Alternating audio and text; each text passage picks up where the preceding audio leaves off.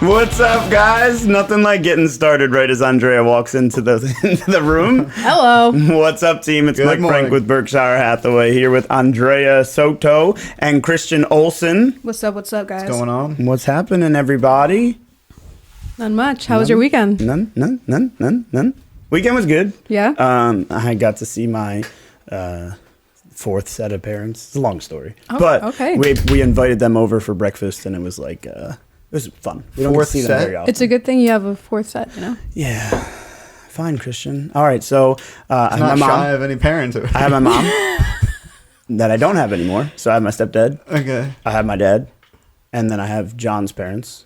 And then this family that took me in after high school, I lived with them for 3.5 years. So, Oh, wow. like parents. Nice. Literally every day we learn something new about you. I mean, just You trying own to a brewery. He's like an you onion. got 8 set of parents. You have a brewery.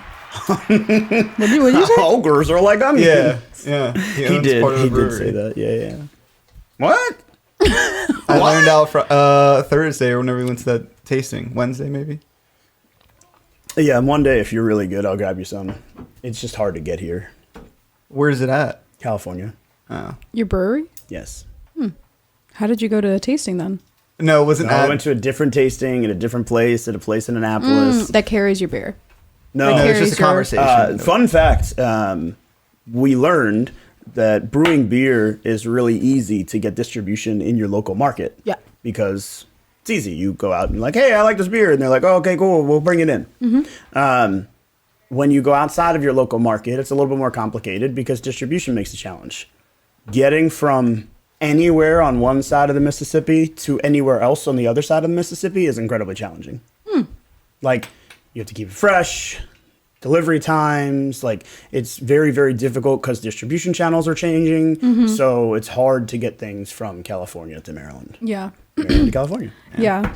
Fun fact. Anyway, so now I know. Fun fact. La la la. That is fun. Now, talk about upsizing your home. Reasons to move. Look at us go. Best transition ever right there. Yeah. If you want to have a brewery in your basement, Right. Actually, you got to upsize, you know? people be doing that. Small businesses. We just helped your other client because their small business grew to a point where they wanted to I was upsize. like, wait, what are we talking about? Yeah. They moved states because they were trying to upsize. That's true. Yeah. True. All the reasons to upsize. Something that was really interesting. So if you guys don't know, I say this all the time, right? Liv writes these little blog posts and then we talk about them. And this one is about 10 reasons or 10 signs to upsize.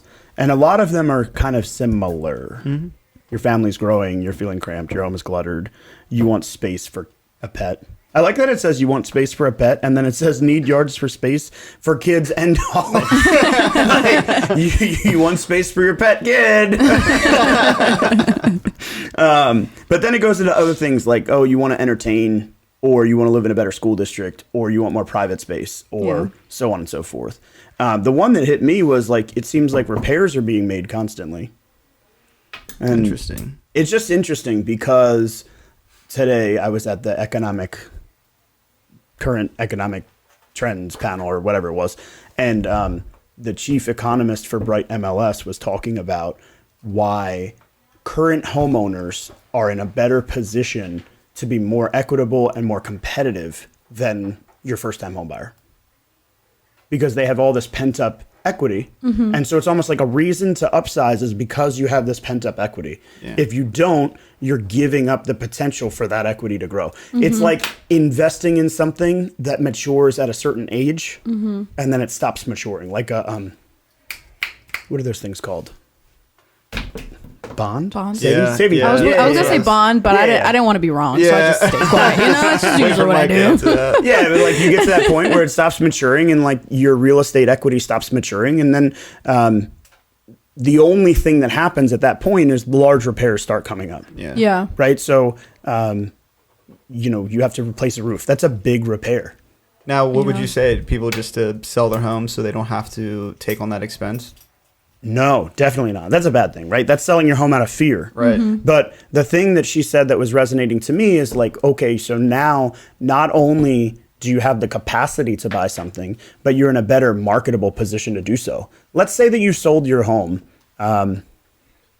$400,000 house. You've been there for 7 years. You've got, do you know the numbers? How much equity you'd have? No. No. So after 8 years, you gain 20%, Okay. just like paying your mortgage. Yeah. 20, 21. You're just a lot faster than math than we are. No, there's just like, it's just like a statistic. Anyway, so so if it's a $400,000 house, after 8 years, you've paid off 80 grand, plus any down payment that you put in, plus any appreciation. So if we're appreciating at like 3 or 5% annually over 8 years, you're gaining 20-ish%. Right. So 20% from equity pay down, 20% from equity growth. You literally are sitting on 160 grand of potential income, right? So if you leave it there and you have to replace the roof, you just lost 20 grand. If you take it out and buy something newer, potentially with a newer roof or in better condition, or maybe it's something that you're going to live in for a longer period of time because you have more kids, so on and so forth. You're going to be there for 20 years, whereas you're not going to stay in your current home for 20 years because you're outgrowing your current lifestyle, your family's growing, you need space for a pet kid, right? Like for the other reasons. It's important stuff. And then it was like, it was interesting because it's an equity growth thought. Yeah. So now I'm going to take this 160,000 and not only am I going to buy a new house, but I'm going to buy a more expensive house. Maybe it's a $600,000 house.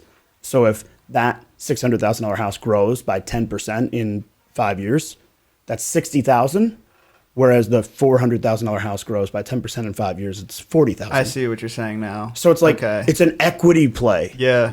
It's a wild, like, financial thought, but yeah. Just got to send out them equity reviews.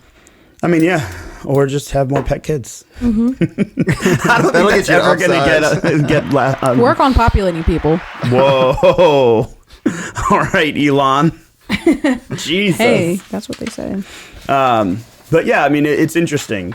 Also, while we're talking about like upsizing your home today at the Economic Forum, the county executive for Baltimore County and the city mayor, we're talking about valuing the school district. And that's like a big petition for them as they're trying to get those school districts into competition with some of the others in the area like Howard County or others that are very, very well respected.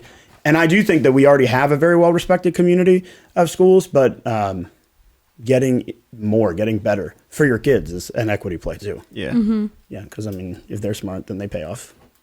More pet kids. Invest in your kids. You know? Yeah, right? I don't know. Christian, why would you buy a new house? You don't own a home. Why would you buy a home? Christian wants So to I become can- a homeowner in 2023. So I can build some equity and then hopefully invest in properties and maybe buy a brewery, maybe have some pet kids a little bit later on. A little bit of this, a little bit of that. Yeah, you know, just build up Yeah. my life a little bit, you know? Yeah, the other thing that has become valuable to me is like location. The place that we sold by you, that's like a townhome that backs up to like a park. Yeah. Shit, that's reason enough for me. You know, just getting into a better community or getting into a, you know, when you bought back then, you were tight on money, you were unable to afford what you really wanted, or maybe what you wanted wasn't on the market, but your lease was expiring. And now it's like timing the right place for the location too. How did you decide on your location? It was haphazard as fuck.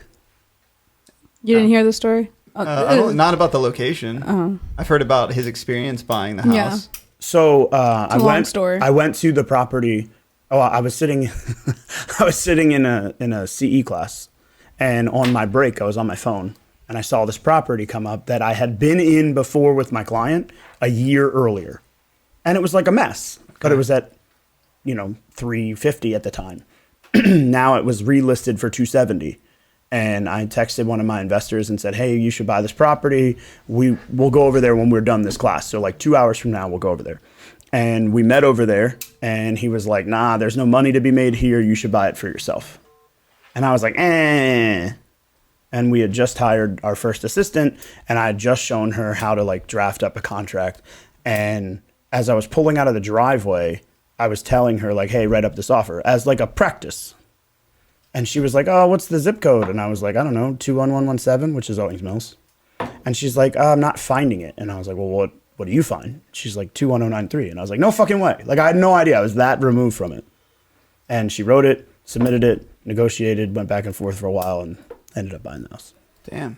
It was like haphazard. Okay, and then now for your equity like stance, that's why you're deciding on knocking it down or building an addition so you can have a little bit more market growth in your home. That's one of the biggest reasons, yeah.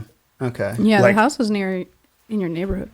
Huge. Well, yeah, there's so much potential, right? Because you Yeah. could build a $2 million house, Yeah. and it would be there. would- Actually, yeah. the house across the street from me just went under contract that's for what 1.9. that's what I'm saying. But They're like, large, especially your property size too. right? So like, there's potential there, but my home in the current existence isn't going to grow to its fullest potential, Right. right? So in order to grow to its fullest potential, we have to improve it, Blow or up the roof. sell it. Yeah. What are you leaning towards? And I how- would like to buy another property in my neighborhood that I could knock down their house. You just don't want to knock down like your work, or why?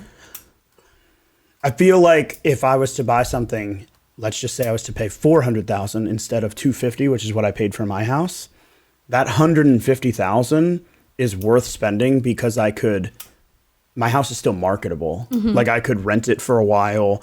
I could rent it to somebody for 12 years and then knock it down and build something fancy and sell that. You know what I mean? Like the land has so much value that I don't want to give the land up, but also I think there's others in the community that would allow us to stay there. Yeah. Okay. And I've been prepaying, so that's another thing. Like I've been adding equity all the while. Yeah. So quick. I don't know. I knew it was coming. All right, so imagine that you are making 12 monthly payments every year on a 30-year mortgage. How long does it take to pay off your loan? Hold on, I'm sorry. I just blanked. That was a lot of numbers. What did you say? Oh my God. Imagine that you're making 12 monthly payments. It is phrased like an SAT question. Every Wait, year, there's 12 months in you, okay? right? for a 30-year mortgage, how long does it take to pay off your loan? 15? No, 12 12? payments. 12? 12. Okay. 30 years. One payment every month for 30 years. 30 years. Right. So it takes 30 years, right? We're there. Got it. Okay, cool. Now, what if you early paid for me, guys. every other week? Like you get a paycheck every 2 weeks. What if you paid every other week? You paid half of your mortgage every other week. So you have a $2,000 mortgage. Instead of paying 12 $2,000 payments, you pay every other week. $1,000 every other week. How long does it take to pay off your home? I don't know. 25 years. 20. I'll say 24.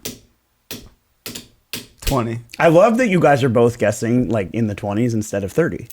It's a 30-year mortgage, right? Yeah. Yeah, but it's... You're paying the... You're so paying more. quiet.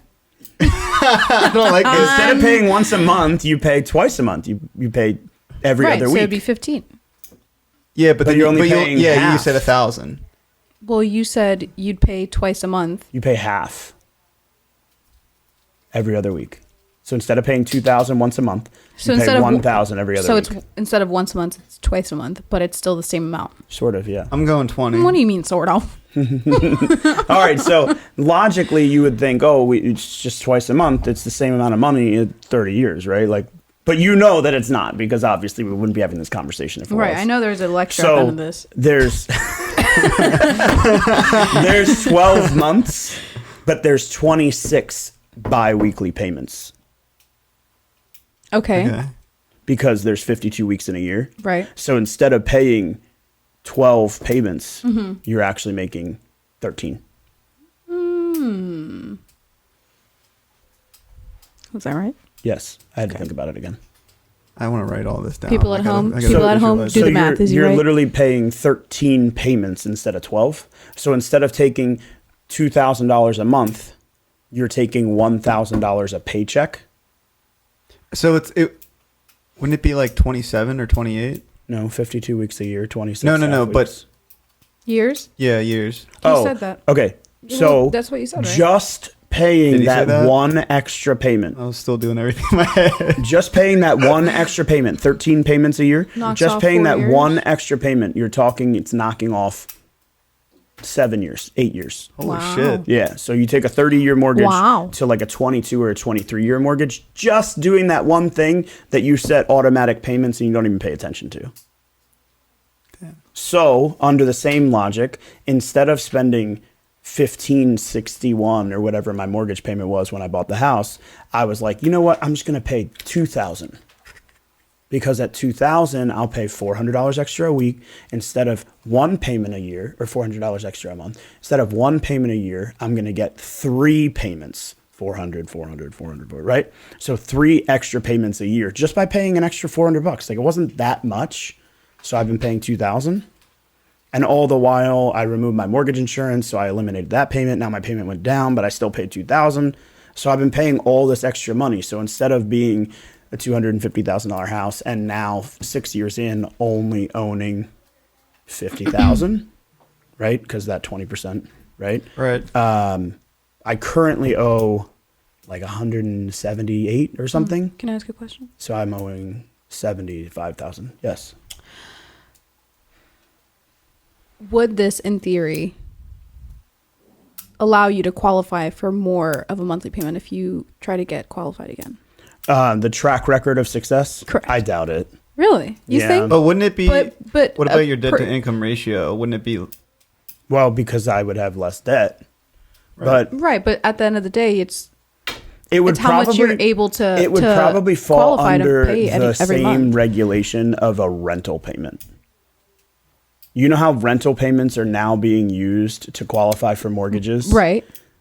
So, But I don't think wouldn't that that be they're- in addition to what you'd qualify for? That I would be in don't- addition to it. Better question for a mortgage lender, but I don't think so. Ryan Curley, we need you on the show. Yeah, right? another question. But like, to answer your point is like, I'm just storing equity. So if I was to sell my house today for 300, 400, 500,000, instead of having, 252 minus every payment, I have 252 minus even more. I have a question. Yes. Kind of related to equity in a sense and Sort where, of. what we're on. My buddy's looking to buy a house.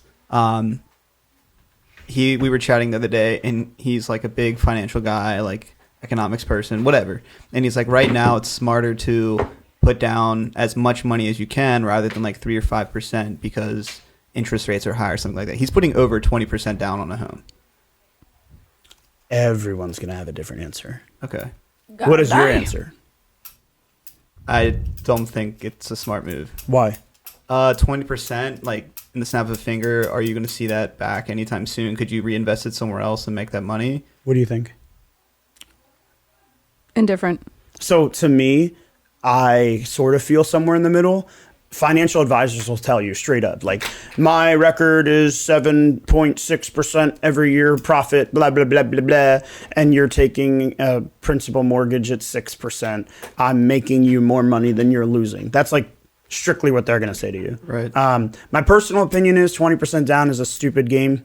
You're dumb if you're doing that. Yeah. Because I believe in buying property that needs opportunity. So by improving it, let's just say you add a bathroom. We're not talking about paint here, people. We're not talking about kitchen counters. We're talking about improving the value of the home, adding a patio, adding a bathroom, adding a parking pad. Like, these are things that materially improve the value. And then you can challenge your homeowner or your mortgage insurance, which then removes the mortgage insurance, which then removes the reason for him to put down so much money. Yeah.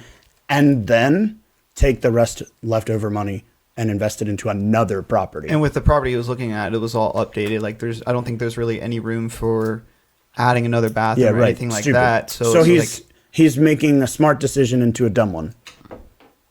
Probably. Kudos to you, smart guy. Oh. Right? There you go. Are you guess- his trusted? No. Well, Advisor? but No. see here, like, don't listen to me like this is gospel, because there's plenty of people that I'm like, yes, this is the right decision for you. Right. Because for you, that's how you manage your money. For this person that's out, they manage their money. Right. But there are a lot of people that hear me say that, and then they're like, hey, I want to take this extra 10,000 and buy another home. And I'm like, nah, how about you like 4X that? Because you're not buying another home for the same like 3% down program that you can get into your first conventional mortgage. Right. Okay. So Cool. at any rate, well, adios, peoples. Deuces. You know what time it is. You can always reach us on Instagram at @MichaelFrank____. Shoot me a text, a PM, or make sure you subscribe to that link.